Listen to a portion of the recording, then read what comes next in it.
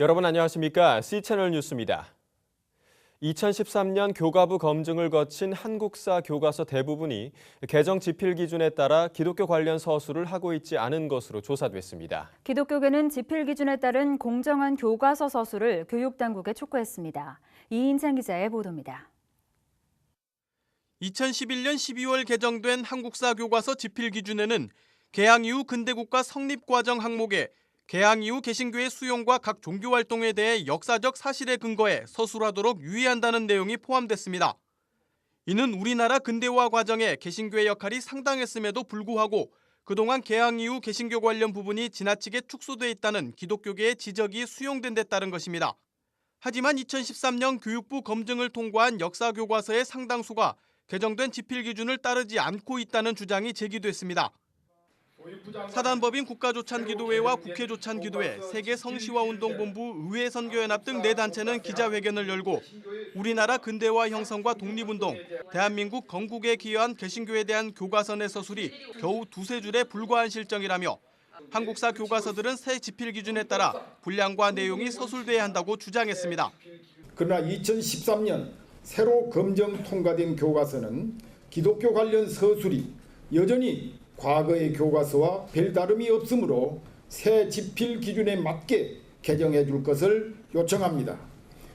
기독교 사학자인 서울신대 박명수 교수가 교육부 검증을 마친 8개 한국사 교과서를 분석한 결과 새 지필 기준에 맞게 서술된 교과서는 한 종류에 불과한 것으로 조사됐습니다. 다른 교과서들은 지필 기준 개정 이전과 다름없이 항목과 분량이 기술돼 있다고 주장했습니다. 박 교수는 상당수 교과서들은 전체 구조뿐 아니라 구체적 서술과 내용에 있어서도 문제점을 갖고 있었다며 정부와 국사편찬위원회는 새 한국사 교과서의 서술 항목과 순서, 분량 내용 등이 지필 기준에 맞도록 철저히 검증해야 한다고 주장했습니다. 한국 기독교가 이 사회에서 가지고 있는 역사적인 중요성에 비해서 너무 기독교를 소홀하게 다룬 것입니다. 그래서 한국 기독교는 적어도 한국 기독교를 설명하는 데 있어서 천주교의 도입이나 천도교의 발생이나 그다음에 민간신앙의 활동과 적어도 같은 비중으로 우리 한국 기독교를 서술해야 된다고 하는 것을 강력하게 요청하는 것입니다. 이와 함께 단체들은 내년 생활과 윤리 교과서 대부분이 동성애를 정상시한 내용을 삭제할 예정이라며 교육 현장에서도 동성애를 정상시한 현행 교과서의 내용을 수정해 교육해야 한다고 촉구했습니다. 또 여전히 동성애를 옹호하는 내용의 교과서도 관련 내용을 수정해야 한다고 주장했습니다. 동성혼 문제는 결국은 우리 사회를 불건전한 방향으로 이끌 그런 큰 화의 단초가 되기 때문에 이것은 우리가 반영해서는 안 된다. 한편 기자회견에 함께한 4단체는 한국교계 교과서 동성애 동성원 특별대책위원회를 구성해 함께 오고 있으며 오는 4일에는 국회 교육문화위원회 소속 여야 국회의원들을 초청해 교과서 관련 현안들을 설명하는 자리를 가질 예정입니다. C채널 뉴스 이인창입니다. 최근 북한을 방문한 WCC 세계교회협의회 울라프 픽세 트베이트 총무가 방북 결과를 발표했습니다. 북한교회가 WCC 제10차 부산총회에 깊은 관심을 나타냈다고 밝혔습니다. 지난 22일부터 25일까지 북한을 방문한 WCC 울라프 총무는 평양 방문 결과 보고에서 강명철 조선그리스도교연맹 중앙위원장과 리정로 부위원장이 WCC 총회에 깊은 관심을 보였다며 강 위원장에게 부산 총회에 참석할 북한 대표단을 구성해 보내달라고 정식으로 요청했다고 설명했습니다. 울라프 총무는 또 강 위원장을 비롯한 조그련이 WCC의 요청을 진지하게 청취했다며 이 문제에 대해 총회 개막 때까지 북측과 지속적인 접촉을 이어가기로 했다고 덧붙였습니다. WCC 방북단은 이와 함께 평화열차가 북한 평양을 통과할 수 있도록 북측의 협조를 구한 것으로 전해졌습니다. 한편 북측은 내년 3월 제네바에서 아시아 주요 국가들을 중심으로 개최되는 아시아 평화 포럼에 회원국으로 참여해달라는 WCC의 요청에 응한 것으로 전해졌습니다. 5년 만에 감독회장을 선출해 정상화 수순에 들어갔던 기독교대 한 감리회가 전용재 감독회장의 당선 무효 판정으로 또다시 혼란에 빠졌습니다. 전용재 감독회장이 즉각 재심 청구 의사를 밝힌 가운데 금권 선거 의혹과 재판 절차 논란 등 이번 판정의 주요 쟁점들을 짚어봅니다. 곽영신 기자의 보도입니다. 지난 7월 5년 동안의 지도부 공백 끝에 전용재 감독회장이 선출되면서 기독교에 대한 감리회는 본격적인 정상화 수순을 밟을 것으로 기대됐습니다. 그러나 취임 2개월 만에 총회 특별재판위원회가 전용재 감독회장의 당선 무효 판정을 내리면서 감리교는 다시 극심한 혼란 속에 빠지게 됐습니다. 이번 판결에서 가장 핵심이 되는 사안은 전용재 감독회장이 선거 전 유권자들에게 지지를 부탁하며 금품을 제공한 일이 있었는가 하는 겁니다. 총특재는 지난 9월 24일 판결문에서 전용재 후보자가 청주 지역 유권자 10명에게 금품을 전달한 사실을 인정할 수 있다며 그 근거로 정모, 장로 등의 공증진술서를 내세웠습니다.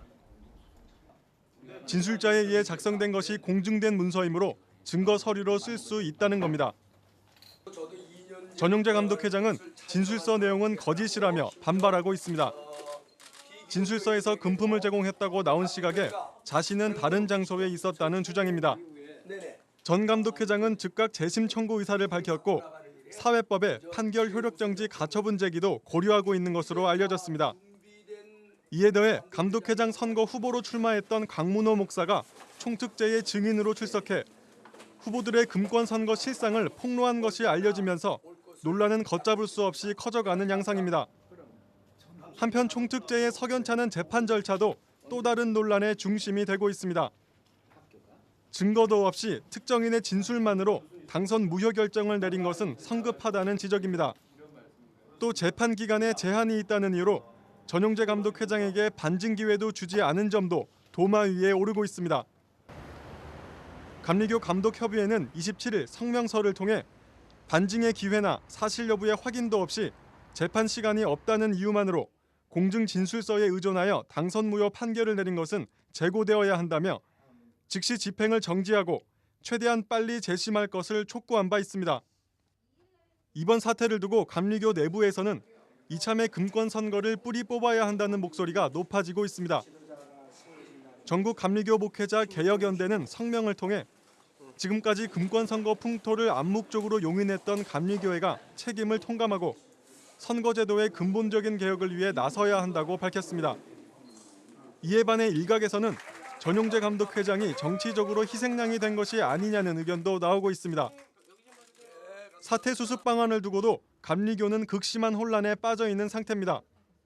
감독회장 공석을 메우기 위해 교리와 장정을 어떻게 해석하느냐에 따라 즉 현재 감독회장의 상태를 유고로 보느냐 권리로 보느냐 또 개정된 선거법을 적용하느냐 구선거법을 적용하느냐에 따라 후속 처리 방법과 이해관계가 달라지기 때문입니다.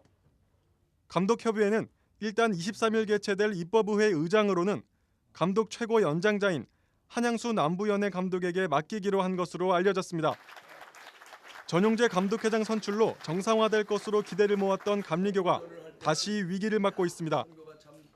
지난 5년 동안의 혼란이 되풀이되지는 않을지 우려가 커지고 있는 가운데 감리교가 사태를 어떻게 해결해 나갈지 관심이 모아지고 있습니다. C채널 뉴스 곽영신입니다. 미국의 대북 인권단체 연합체인 북한자유연합이 30일부터 온라인 탈북자 구출 캠페인을 시작합니다. 북한자유연합 수잔 숄티 대표는 30일 탈북자가 직접 출연해 중국 내 탈북자의 인권유린 실태를 고발하는 동영상을 인터넷에 공개한 후 중국의 탈북자 강제 북송 중단을 촉구하는 서명운동을 전개한다고 밝혔습니다. 숄티 대표는 북한 주민에게는 인권이 전혀 없다면서 북한 인권 문제의 심각성을 전 세계인들이 깨달아야 하며 중국은 국제법에 따라 탈북자들의 강제 북송을 중단해야 한다고 강조했습니다. 단체는 한국어, 스페인어, 중국어로 번역된 동영상을 게재한 후 유엔이 정한 세계인권 선언일인 12월 10일까지 서명운동을 전개할 계획입니다. 한편 북한자유연합은 지난해까지 중국의 유엔 난민지위 협약 가입일인 9월 24일을 전후해 탈북자 구출의 날 행사를 진행하며 세계 각국의 중국 대사관 앞에서 탈북자 강제 북송 정책에 항의하는 동시다발적인 시위를 전개한 바 있습니다. 한국 YWCA 연합회가 성명을 발표하고 방사능 안전대책 수립과 방사능 오염 먹거리 감시 강화를 정부에 촉구했습니다. 한국 YWCA 연합회는 성명에서 일본 후쿠시마 사태로 일본 앞바다뿐 아니라 태평양 바다가 방사능으로 계속 오염되고 있는 것은 돌이킬 수 없는 엄중한 현실이라며 정부가 이에 대해 아니라고 무책임한 대응으로 일관하고 있다고 비판했습니다. 연합회는 일본산 수산물에 대해 높은 세슘 오염이 나타나고 있다며 일본 정부의 정보와 기준에만 의존하는 수입 정책을 재검토하고 일본산 수산물의 수입을 전면 금지해야 한다고 주장했습니다. 또 수산물뿐 아니라 일본산 식품의 방사능 오염도를 공개하라며 국민들의 알 권리를 충족시킬 수 있도록 식품 방사능 오염도 표시제를 실시하라고 주장했습니다. 연합회는 이 밖에도 방사능 물질 유입에 대한 철저한 모니터링과 방사능 안전 기준치의 하향 조정을 정부에 촉구했습니다. 미국에서 가장 규모가 큰 교회는 긍정의 힘의 저자 조엘 오스틴 목사가 심우하는 레이크우드 교회인 것으로 조사됐습니다. 매년 미국의 대형 교회와 급성장하는 교회를 각각 100개씩 집계해 발표하는 아울리치 매거진의 발표에 따르면 레이크우드 교회의 교인 수는 약 43,500명으로 2007년 이래로 계속해서 1위 자리를 지키고 있는 것으로 나타났습니다.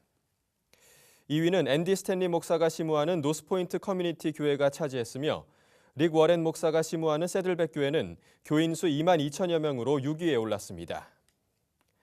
지난 2006년부터 2010년까지 한인교회로는 유일하게 최고 50위까지 올랐던 남가주 사랑의 교회는 올해에도 이 명단에 포함되지는 못했습니다. 한편 가장 급성장하는 교회로는 미시간의 트라이엄프 교회, 사우스캐롤라이나의 뉴스프링 교회 등이 꼽혔으며 이들 교회는 지난해에 비해 약 50%의 성장을 이룬 것으로 드러났습니다. 농어촌에 위치한 소규모 초등학교에 다니는 학생들이 등하굣길에 각종 위험에 노출돼 있는 것으로 조사됐습니다. 국조 구호개발 NGO 세이브 더 칠드런이 농어촌 소규모 초등학교 698곳의 교사와 학부모를 대상으로 진행한 통학환경 조사 결과에 따르면 응답자의 55.6%가 아이들의 도보 통학 환경에 문제가 있다고 답한 것으로 조사됐습니다. 도보 통학의 위험 요소 중에는 통학로 안전시설 미비에 대한 응답이 40.6%를 기록하며 가장 위험한 요소로 꼽혔고 대형차 통행 등 차량으로 인한 위험, 너무 먼 통학거리, 인적이 드문 길 등이 뒤를 이었습니다. 또 농어촌 학교를 대상으로 최근 3개월 내 지각 결석 비율을 조사한 결과 통학버스가 없는 학교는 지각 결석 비율이 21.4%에 달한 반면 통학버스가 있는 학교는 2.3%로 크게 낮은 것으로 나타났습니다. 세이브 더 칠드런은 이번 조사 결과에 대해 농어촌 아이들이 안전한 통학 환경과 질 높은 교육을 보장받을 수 있도록 대안이 필요하다며 관계 당국에 정책 마련을 요청했습니다.